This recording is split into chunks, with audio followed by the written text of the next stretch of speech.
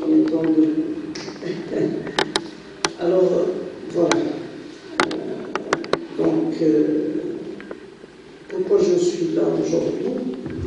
Parce que, principalement, suite à des discussions avec Alain, à des lectures de François, de Rodolfo, de toute cette expérience-là, j'ai eu une conviction forte de vraiment faire connaître, faire savoir l'expérience de ma famille.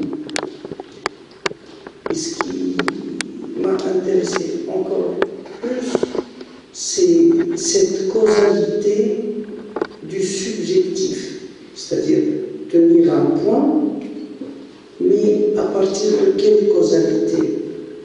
Ce qui m'intéresse, moi, c'est le subjectif, la subjectivation.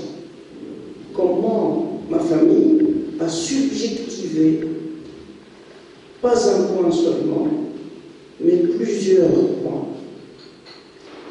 Et cette chose, elle a commencé, en fait, par un fait marquant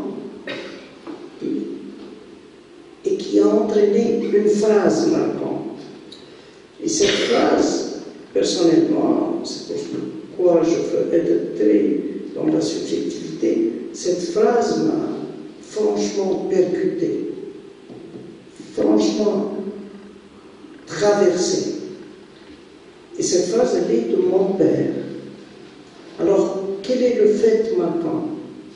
Le fait marquant, je l'ai vécu il y a une trentaine d'années, en rentrant de France, où j'ai fait mes études. J'ai commencé à m'intéresser aux affaires de la famille. Et je discutais avec mon père de ça. Parce que ça m'intéressait de prendre en main ou aider mon père à ce moment-là pour bien mener les affaires de la famille. Donc, dans cette discussion, j'ai posé un jour une question à mon père. Je lui dis, papa, pourquoi nous sommes spécialistes d'huile et d'olive, nous exportons ces deux produits-là depuis très longtemps. Nous sommes dans ce secteur depuis 135 ans. Aujourd'hui, j'entends 135 ans. Aujourd'hui, je compte à partir d'aujourd'hui. Et comment ça se fait que nous n'allions pas dans un processus industriel beaucoup plus fort, beaucoup plus dans les normes dominantes du marché en matière d'olive. Et là-dessus, mon père s'est opposé totalement. Et il m'a dit cette phrase très percutante, mais il faut que je vous explique quel était le désaccord, sur quel thème s'est fait le désaccord. Eh bien, sur le processus de transformation des olives. Moi, je voulais, dans le temps, vraiment élargir ça et le faire de la manière la plus industrielle. Et mon père s'est opposé à ça et m'a dit, écoute, tu sais comment ça se passe. Et je vais vous l'expliquer.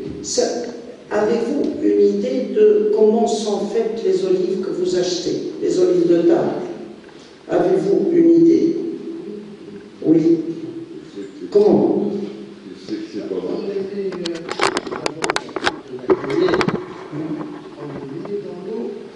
Oui. Vous savez, pendant longtemps.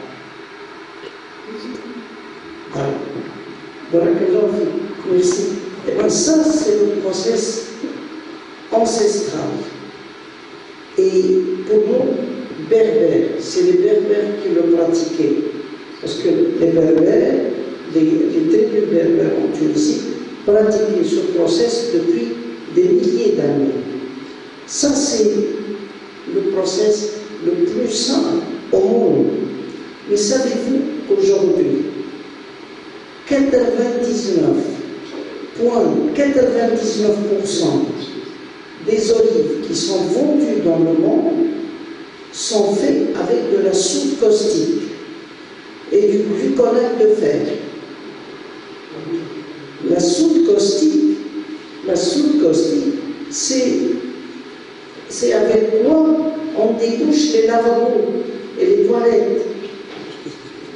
99,99% du marché mondial, y compris la Tunisie, elle fait ses olives de table avec ces produits-là, avec ce poison-là. Et les enfants, nos enfants, ils mangent ça, avec des conséquences sur le foie inimaginables. Donc mon père, il m'a dit, veux-tu qu'on fasse ça? Veux-tu qu'on tue les enfants des gens? Acceptes-tu ça? Et il m'a dit, bien sûr que je lui dis non, parce que là, je n'étais pas au courant de la chose. Et donc, bonjour, excusez-moi.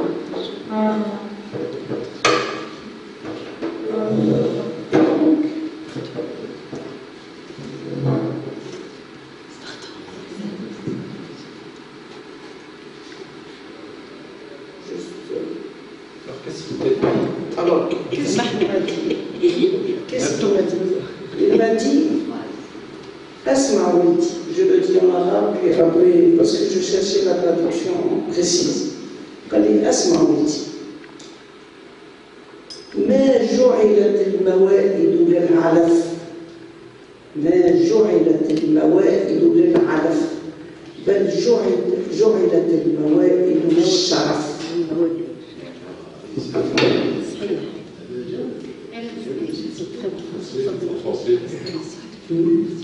ما جعلت الموائد للعلف بل جعلت الموائد للشرف. J'ai essayé de traduire ça. Vous direz que ça c'est la bonne traduction. Alors, la traduction française, la singulière prérogative de la table est plus que mode de s'alimenter. La table est d'abord mode de noblesse et de grandeur intégrale. Je peux reprendre, s'il vous plaît? La singularité, la singulière prérogative de la table est plus que mode de s'alimenter. La table est d'abord mode de noblesse et de grandeur intégrale. Et mais tu as raté le système dysphorique lié à la c'est brodé carrément. C'est pour dire s'alimenter. C'est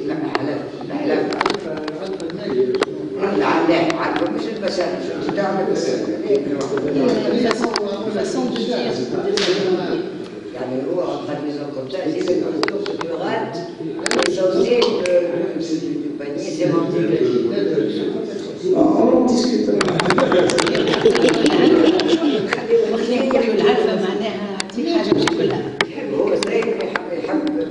D'où les discussions sur les traductions quand nous parlons de la ligne. Donc,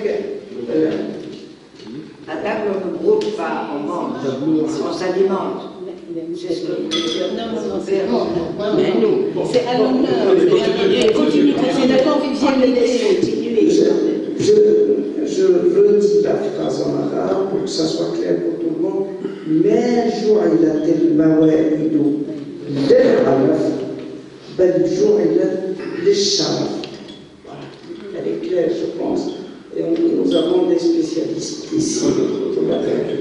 C'est pas une question de spécialité. Non. Je vais juste proposer une formule un peu plus ramassée, parce que la formule en arabe est très ramassée, très condensée. Donc moi je dirais beaucoup plus simplement que ce qu'a dit lui, c'est Étalé. bon, oui, alors la table n'est pas faite pour s'enregistrer, mais pour honorer. Je prie encore que ça rate. Alors, Laissez-le continuer. Laissez-le continuer. Oui, oui.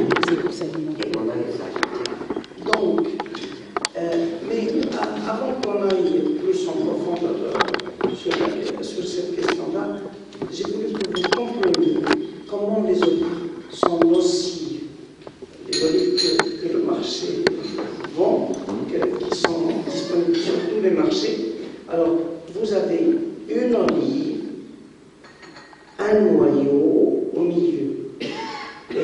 Et l'olive, elle est chargée de ce qu'on appelle l'européine.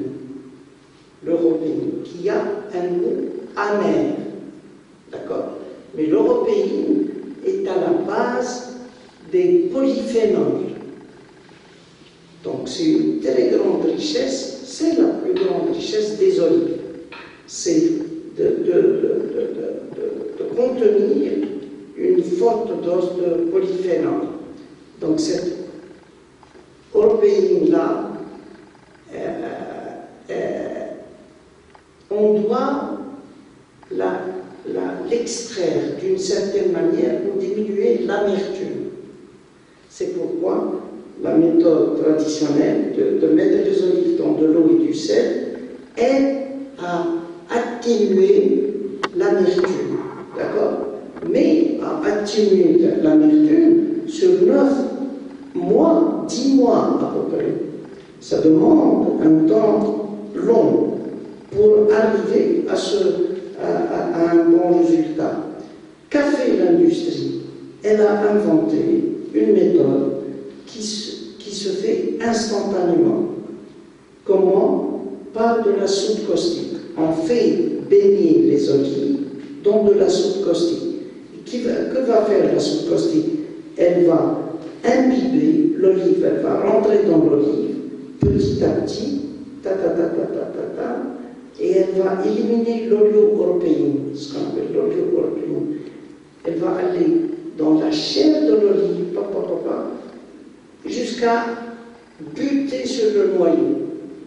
Et quand elle bute sur le noyau, qu'est-ce qu'elle va former? Elle va former une auréole autour de l'olive, du noyau. On va avoir une auréole autour du noyau. Donc, ce procédé inventé par les Espagnols, qui s'appelle la méthode sévilienne, se passe comme ça. Mais cette auréole autour des noyaux, ça a embêté les industriels. Ils ont dit, les Méditerranéens, quand ils mangent les olives, ils tranchent dedans, ils croquent dedans, puis après ils regardent l'olive. Et s'ils regardent, ils vont voir l'auréole. Donc, c'est pas intéressant ça. Il faut qu'on élimine ça. Et qu'est-ce qu'on a inventé? On a inventé l'olive dénoyautée. Voilà. C'est pour ça qu'on a dénoyauté l'olive. On n'a pas dénoyauté l'olive pour la faire plus pratique. On a dénoyauté l'olive pour encore plus tromper le consommateur. Et quant aux olives en tranches, parce que des fois vous pouvez trouver des olives en tranches, des petits cercles comme ça, c'est ce que va sortir les cales de tri dans les usines. C'est-à-dire les olives amochées, légèrement amochées, ça va être mis à l'écart et on va les couper pour les vendre aux pizzerias. Donc c'est... alors, mais les gens, ils préfèrent, ont une préférence pour les olives noires. Alors qu'est-ce qu'on va faire? Vous savez que les industriels ne font jamais d'olive noire. Jamais. Pourquoi? Parce que l'olive noire, elle est un peu plus mûre et donc pas facilement manipulable. Donc qu'est-ce qu'ils vont faire? Ils vont stocker de l'olive verte dans leur usine dans les bains de soude caustique, et attendre la demande des marchés. Et quand une demande vient du marché, que font les industriels? Ils prennent ces olives vertes et, à l'aide, encore une fois, de soude caustique, mais à des doses plus fortes, et avec du gluconate de fer, encore, ils vont donner la couleur noire. C'est pourquoi l'olive industrielle, qui représente 99% du marché, elle est noire comme ça. Or, l'olive noire, elle n'est jamais noire comme ça. Elle est pourpre. Exact. Elle est tournant pourpre. D'accord? Donc, le produit, à la fin, il est d'une... je vous laisse imaginer ce que c'est. D'ailleurs, quand vous achetez chez votre marchand, regardez l'eau que ces olives laissent couler. Exact. Une olive noire, un liquide noir comme du cirage. Parce que c'est un noir qui est comme du cirage. C'est comme si on a passé le cirage sur les olives. Donc, voilà, c'est ça le process. Exact. Et puis, vous avez, quand vous croquez dans une olive industrielle, vous avez, aussi bien pour la verte, l'olive verte ou noire, vous avez un goût de fer. Et ce goût de fer, il vient du gluconate de fer. C'est comme le goût qu'on goûte dans les sardines, par exemple, des fois, des choses comme ça. Donc il y a aussi un goût de fer. Donc, ce fait-là m'a vraiment profondément marqué. Je reviens à l'aspect subjectif du point. Ce fait-là m'a beaucoup marqué quand mon père m'en a parlé, donc bien sûr que j'ai approfondi après la chose, et cette phrase de mon père m'a encore plus marqué. Parce que c'est important qu'on sache, pour nous aujourd'hui, dans ce séminaire, qu'on sache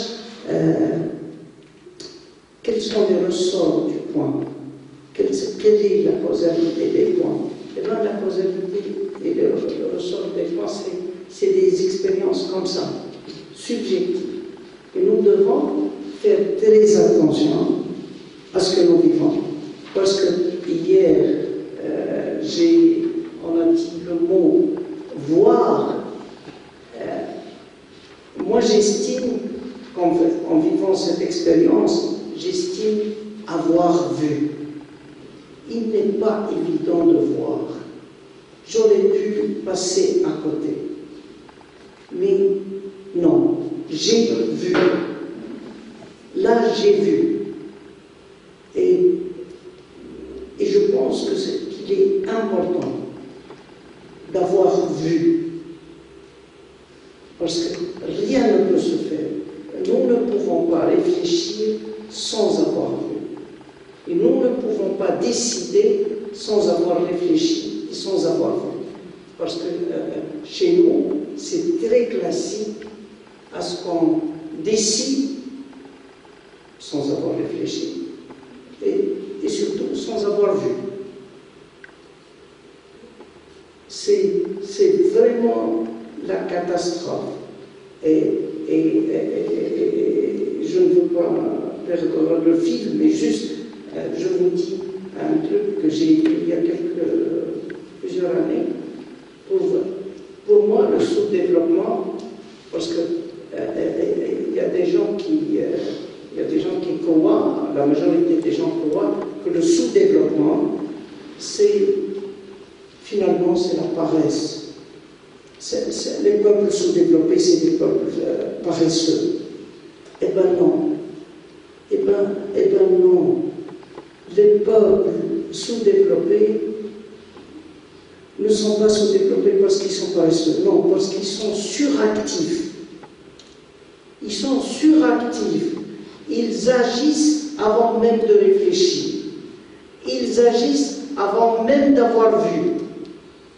Ils agissent. Et d'ailleurs, c'est ce que nous vivons aujourd'hui en Tunisie. Nous agissons sans réflexion, sans vision et sans avoir vu. Donc, ce qui nous différencie des pays développés, c'est ce moment premier à avoir vu. La séquence seconde, réfléchir. Et la troisième est la décision. Et la décision, toute personne peut prendre une décision.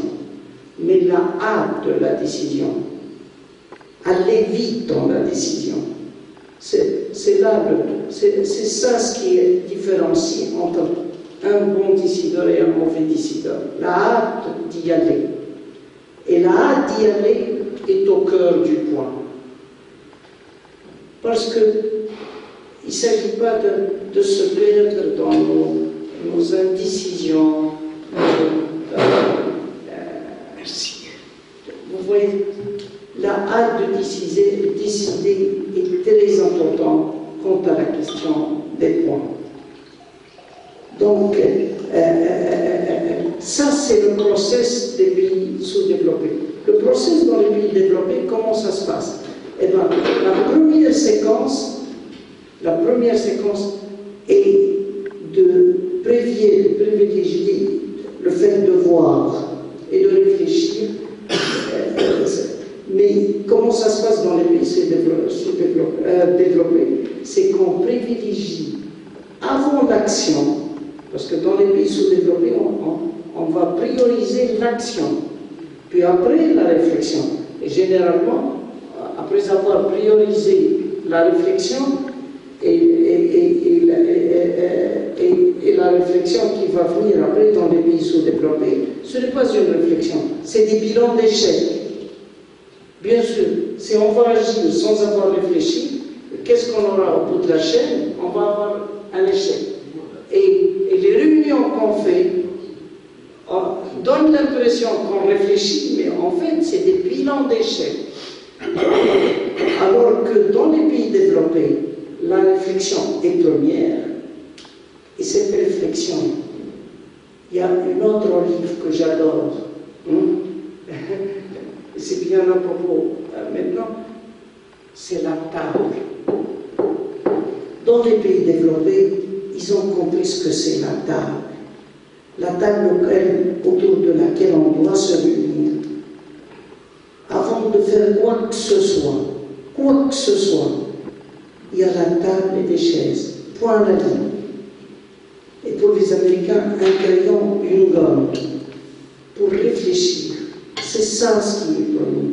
Et l'action vient après.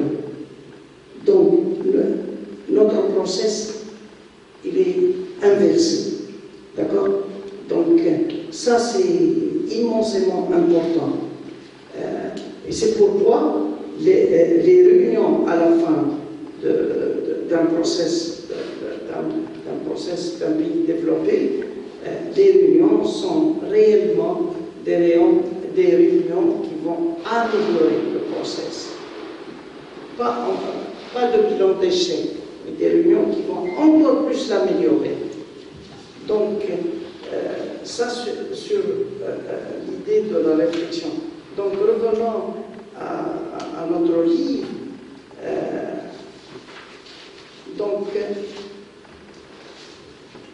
Suite à ce choix-là de mon frère, donc notre entreprise a pris, et c'est moi qui lui a donné cette orientation-là, a pris une orientation complètement biologique, organique, biologique, pour vraiment s'inscrire en faux par rapport à l'industrie. Et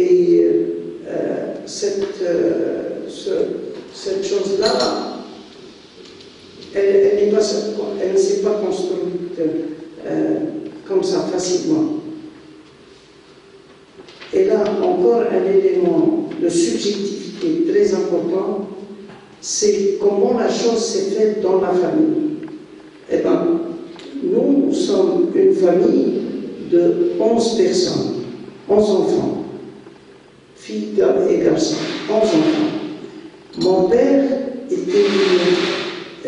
avait un domaine, des domaines assez importants.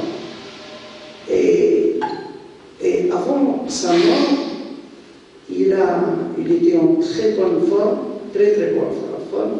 Il nous a appelés autour d'un dîner, autour d'une table, et il nous a distribué tout son patrimoine, alors qu'il était en superbe forme. En nous demandant quoi? En nous demandant de rester ensemble, unis. D'accord? Les 11. Après son décès, nous sommes plus que restés ensemble. Nous sommes allés beaucoup plus loin.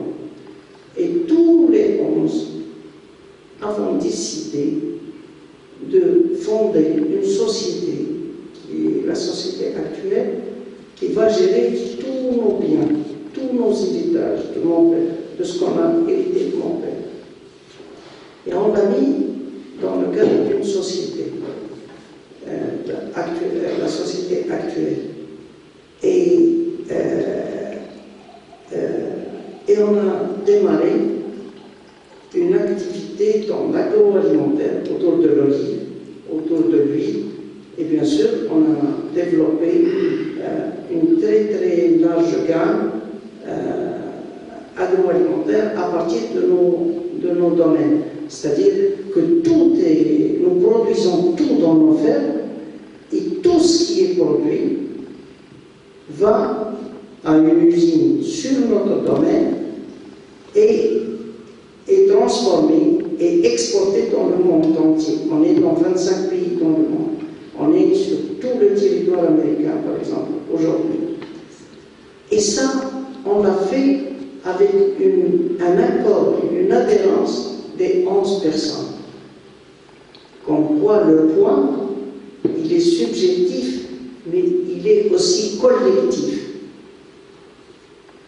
Donc là, nous voyons que le point est collectif. Et ça, je pense que c'est une chose de laquelle je suis très très fier, absolument fier. Alors, vous allez me dire, qu'est-ce qui fait que votre famille est ainsi? Moi-même, au départ, ça m'a posé des questions aussi. Qu'est-ce qui fait que ma famille est si particulière? J'étais fouillé avec mon père les raisons de ça, les causalités de ça. Eh bien, une chose que vous devez savoir, c'est que mon père, qui est une donnée très importante, mon père est Ouslet, de la tribu Ouslet. Il est berbère. Et ses ancêtres étaient dans la montagne Ouslet. Or, cette montagne Ouslet, nous avons, nous Tunisiens, pas vu ce qui s'y passait. C'est pourquoi j'insiste sur voir. Nous n'avons pas vu ce qui s'y passait. Et qu'est-ce qu'il s'y passait? Eh bien, comment vivaient les Ouslet dans la montagne Ouslet? Les Ouslet, comme tous les berbères,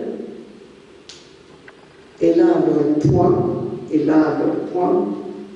ils font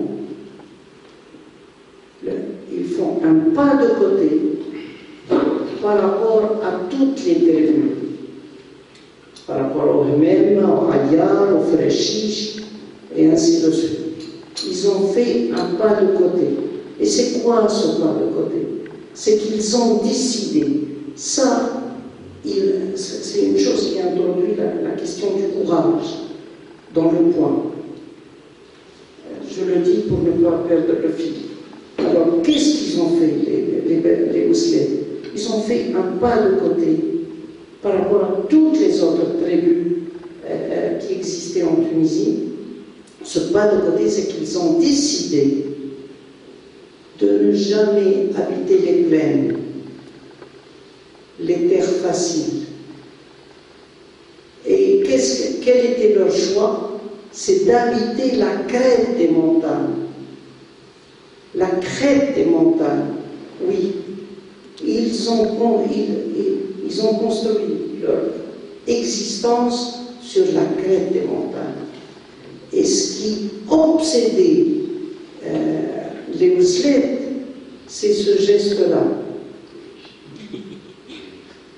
C'est maîtriser l'horizon.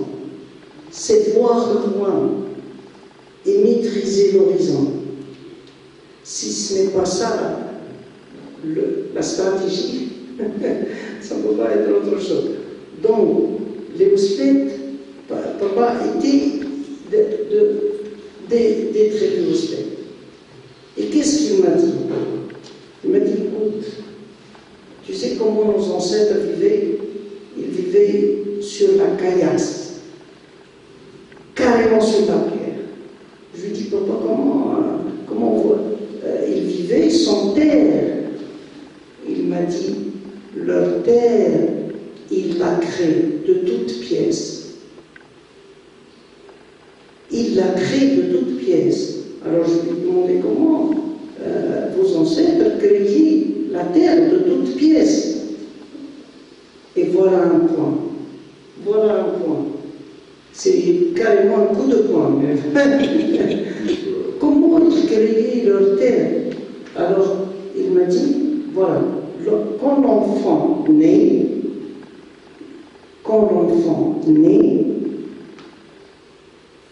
on attend à ce qu'il ait 5-6 ans, et à partir de 6 ans, il doit commencer à creuser des trous. Des trous où? Pas dans l'argile ou dans la terre facile, non, dans la caillasse, dans la pierre dure de la montagne, de la crête des montagnes. Et il fait ça, l'enfant va faire ça, jusqu'à l'âge de 17, 18, 19, Et combien de trous un jeune berbère, Ouzlé, fait-il à l'âge de 17, 18, 19 ans? Il fait à peu près 80, 85, 90 trous. C'est des trous d'1 mètre sur 1 mètre, profondeur 1 mètre. Ouais. Et quand il termine, il estime avoir terminé ce qui lui est, ce qu'il devait faire. Il va voir son père et il lui dit, écoute papa, aujourd'hui j'ai terminé mes trous. Ah bon? Et combien t'as fait mon fils? J'ai fait 85 trous. Magnifique. Demain, j'irai te chercher une femme. Et c'est exactement ce qui se passe. Le lendemain, le père va se mettre sur son mulet, ou sa mule, parce que les berbères n'utilisent pas le cheval, ils utilisent des ânes, des mules ou des mulets. Il va monter sa mule, il va descendre la montagne vers les plaines. Et là, une parenthèse très importante, absolument importante, que les berbères, et les Ouzlés surtout, ne sont pas exogames, ne sont pas endogames. Ne sont pas endogames, ne se marient pas entre eux. Ils vont chercher des femmes dans d'autres tribus. Et ça, c'est encore un point. Le courage d'aller chercher une femme dans une autre tribu est incommensurable. Et on va voir combien il est important dans l'histoire de la Tunisie. Donc, le père monte sa mulet, il va chercher, donc en arrivant à la tribu dans la plaine, qu'il va dire, parce que c'est un code, l'enfant il a dit à son père, j'ai terminé les cours, c'est un code, cherchez-moi une femme. Donc en arrivant, le même code va fonctionner. Dès qu'il arrive, il va voir le chef de la tribu qui est dans la plaine et il lui dit, vous savez, hier mon fils a terminé 85 trous. Et le chef de la tribu, eh bien vous avez la main de notre fille. Et ils vont se mettre d'accord sur le jour du mariage. Donc, une fois qu'ils se sont mis d'accord sur le jour du mariage, donc c'est bon, le père rentre chez lui, monte sur sa montagne, et le jour du mariage, qu'est-ce qui va se passer? Eh bien, parce que la femme, elle doit amener une dot à son mari. Et quelle sera cette dot au mari? Ça sera, puisque le jeune, il a fait 85 trous, ça sera 85 mulets au mule, au âne, plein de compost, avec zembil. Comment on appelle zembil? Je sais pas. Du fumier, avec du fumier. Donc, 85 mulets seront remplis sur le dos rempli de compost, de fumier, et ils vont monter la montagne le jour du mariage. C'est le jour du mariage. Quel beau point! Quel beau point! Et en arrivant, qu'est-ce qu'ils vont faire? Ils vont, le mari et la mariée vont elles-mêmes, avec leur communauté, remplir les 85 trous de compost. Et qu'est-ce qui va se passer? C'est que le mari et la mariée vont planter les 85 trous d'arbres fruitiers, et principalement d'oliviers. Donc, oliviers, pruniers, abricotiers, pêchers, figuiers, surtout figuiers, tout ça. Et la famille va se construire autour de ce verger. Donc, rappelez-moi si j'oublie de parler du verger. Parce que ça, c'est un concept hyper important chez les Berbères. Donc, le verger familial, le verger du couple, va se construire autour du verger. Et là, nous voyons, parce que pour aller vite, vous savez que l'Homo sapiens partageait deux tâches, la chasse à l'homme et la cueillette pour la femme. Et après, à l'avènement du néolithique, l'homme va se concentrer sur la culture qu'ils ont découvert au néolithique, et il va y avoir la récolte et la femme va être écartée. Donc, chez les Berbères, eh ben, nous constatons une famille nucléaire déjà depuis des millénaires. Nucléaire, c'est incroyable, sur la montagne, au haut de la montagne. Nucléaire et égalitaire. Et égalitaire.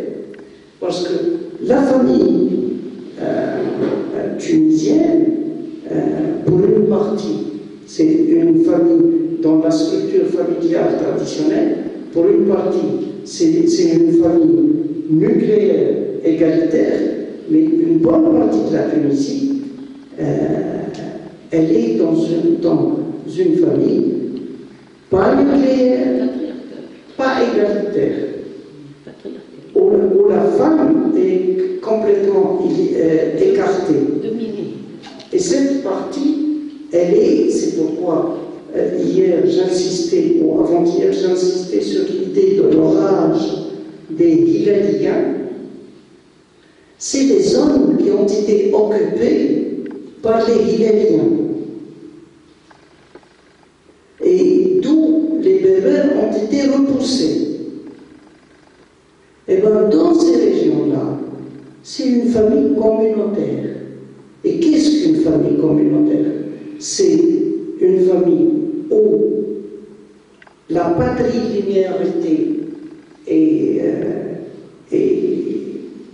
première, donc le père, la position du père est la plus importante, et en dessous du père, qu'est-ce qu'on va trouver? On va trouver les oncles, d'accord, la mouma, la ligne des oncles. Et comment va être la tribu? C'est le mariage entre cousins, ce qui est interdit dans la partie nord de l'Europe et tout. Donc, la famille communautaire qui va dominer dans les régions où il y a eu l'invasion italienne va être une structure familiale communautaire de ce type-là, et où la femme sera complètement écartée, alors que chez les Berbères, on a même des chefs de tribus femmes, n'est-ce pas? On a eu des chefs de tribus femmes, quelqu'un qui... Donc, ce phénomène-là est immensément important. Et d'ailleurs, on a parlé de la Révolution.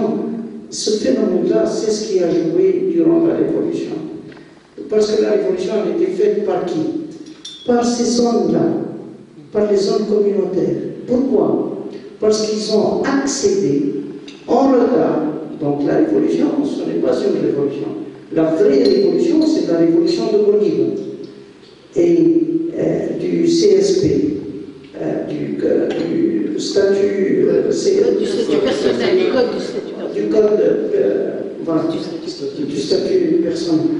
Donc c'est ça la vraie révolution qui a libéré la femme. Pourquoi? Parce que les Tunisiens étaient prédisposés à ça, parce que du fait de leur origine berbère, ils étaient déjà dans une famille nucléaire égalitaire. Alors, mais dans les autres zones, on était dans un rapport, dans une famille communautaire, et c'est eux qui a résisté, ces hommes-là ont résisté à la révolution de Bourguiba. Et la révolution qui a eu lieu dernièrement, ça ne dit pas, moi je pense, le nom de révolution, mais c'est un rattrapage de ça. C'est un rattrapage de ça, pourquoi? Et les chiffres l'attestent, parce que nous sommes passés dans les mêmes régions, dans ces mêmes régions, nous sommes passés de 23% d'endogamie à 12% seulement. Donc, qu'est-ce qui s'est passé? Eh bien, il y a eu vacillement du père dans ces régions, avec les écoles qu'a développé Bourguiba. Il y a eu vacillement de la patrilinéarité, du rapport aux oncles, du fait que les filles vont à l'école, et du fait surtout qu'on n'attend plus le garçon. Parce que en Tunisie, avant, si la femme n'a pas de garçon, eh bien, rebelote. Elle est encore une fois enceinte pour avoir le garçon. Et si elle a 7 filles, eh bien, rebelote pour avoir le garçon. Eh bien, ce qui s'est passé au sud, c'est qu'on n'attend plus le garçon. Et c'est cette rupture-là, le fait qu'on n'attend plus le garçon est une révolution inimaginable. Inimaginable. Et c'est ce qui a fait que ces régions-là, en 2011, ont revendiqué leur droit à la modernité. Vous voyez, ils ont, en 2011, accéder réellement à la modernité. Et c'est là où ils ont revendiqué leur droit à la modernité. Donc, je reviens à ma famille. Donc, ma famille, là j'ai compris pourquoi ma famille est restée unie. Parce qu'elle est cimentée par un pas de côté déjà des Berbères, de choisir la crête des montagnes, par un pas de côté quant à la structure familiale, par pas mal de pas de côté et de points qui font leur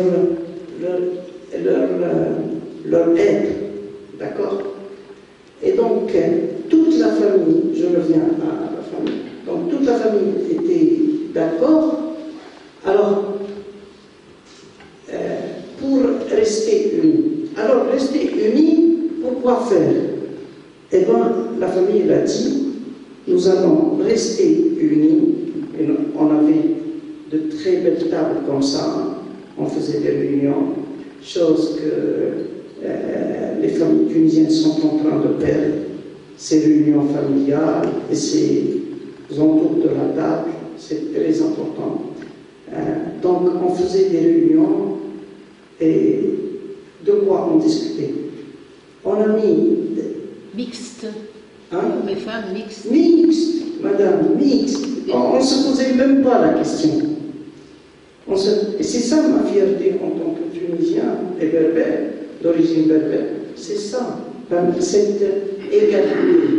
C'est pourquoi j'insistais sur ce fait-là. Oui. Donc, oui, je crois. Donc, de quoi on discutait? Alors, qu'est-ce qu'on va faire du patrimoine que mon père nous a laissé? Et des propositions venaient de tout le monde. Mais il faut vraiment faire un film, parce que ces discussions étaient incroyables. Mais je vous dis, la conclusion de ces discussions, et la conclusion de ces décisions était sur 3-4 points. Je vous en dis les principaux. Premier point,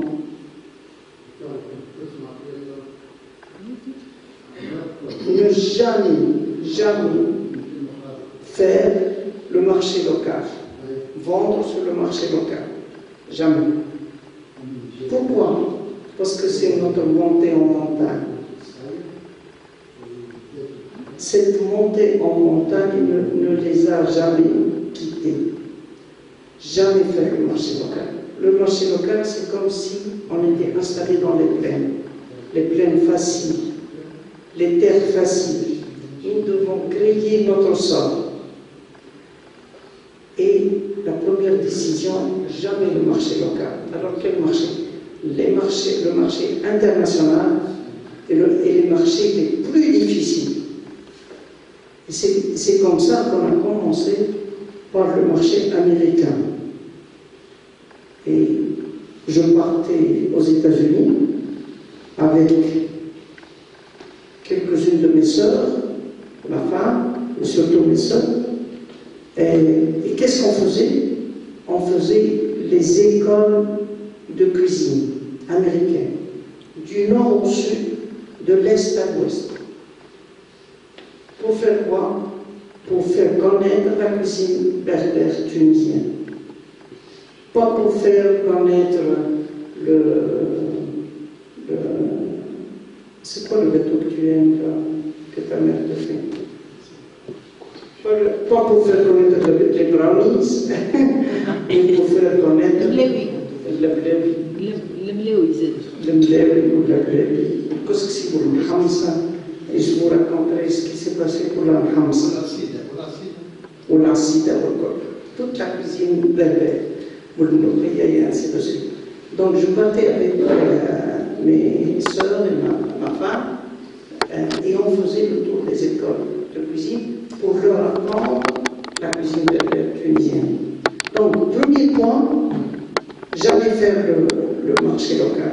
Deuxième point, jamais de rapport aux banques. ou on fait avec nos moyens, ou on meurt. Oui. Jamais avec les banques. Jamais faire avec les banques. Deuxième point. Troisième point, jamais de contact avec l'administration.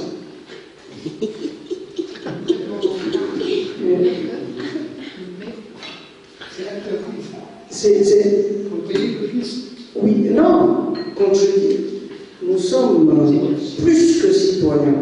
Aller à l'école et tout, à la santé publique. Non, l'administration, parce que, je vais vous dire, madame, je termine le quatrième point, vous allez comprendre. Donc, rupture totale avec l'administration, rupture totale avec l'administration du point de vue stratégique, c'est-à-dire ce que trace l'administration tunisienne comme stratégie à l'agroalimentaire tunisien, ça ne nous concerne pas. Ça ne représente rien pour nous. Exact. Ça ne représente rien pour nous. Et c'est pas du bio. Le quatrième, c'est la nature, ça doit être quelque chose en rapport avec la préservation de la nature, non? Bien sûr, ça c'est un point premier, mais marché local, banque, administration. Non, avec les autres, le voisinage. Alors oui, le quatrième point, parce qu'il est caché dans l'administration. Le quatrième point, parce que pour les entreprises exportatrices, l'État offre beaucoup de subsides. Beaucoup de subsides. Et toute la stratégie de l'État est établie sur ces subsides. Dame. Nous, on a décidé de ne jamais consommer d'âme. Consommer les subsides de l'État. L'assistance de l'État. La compensation. Donc, nous avons refusé de ne jamais toucher aux subventions de l'État. Vous pouvez vous le permettre. Voilà.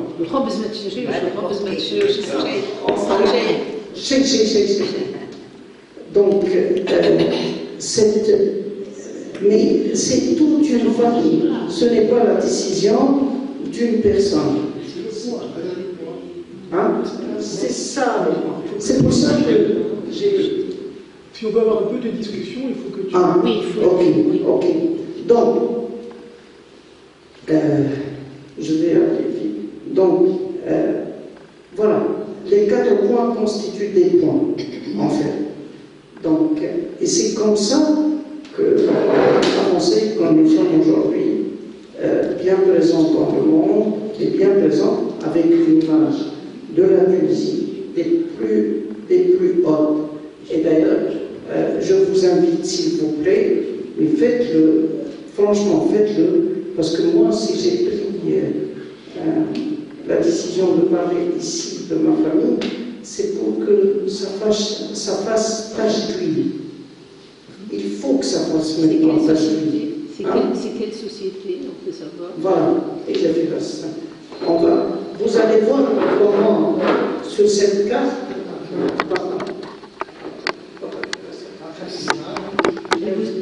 allez-y. Vous êtes toujours sur les auteurs.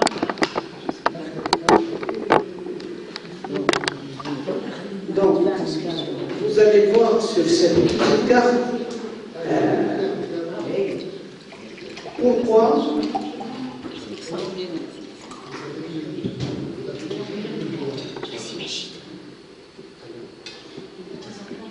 je vous invite donc à aller lire.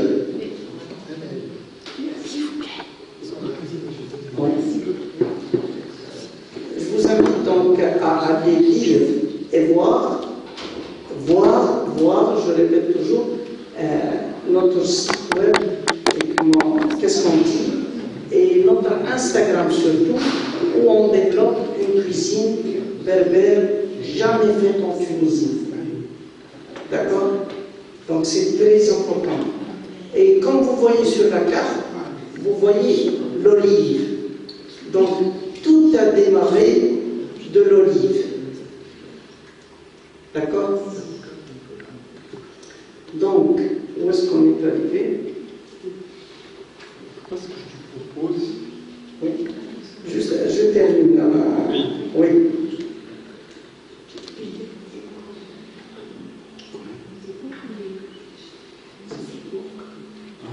Ah oui, le moulin Marjoul, bien sûr, c'est connu. Merci. Donc, s'il vous plaît, voilà, on me presse de me. Voilà. Je crois que j'ai assez dit comme point. On va peut-être discuter, mais il y a beaucoup encore à dire sur l'histoire de ma famille. Mais s'il vous plaît, pour comprendre bien et nous aider à ce que ça fasse tangible, allez sur le site, allez sur Instagram, regardez ce qu'on fait et faites-le savoir pour qu'on en prenne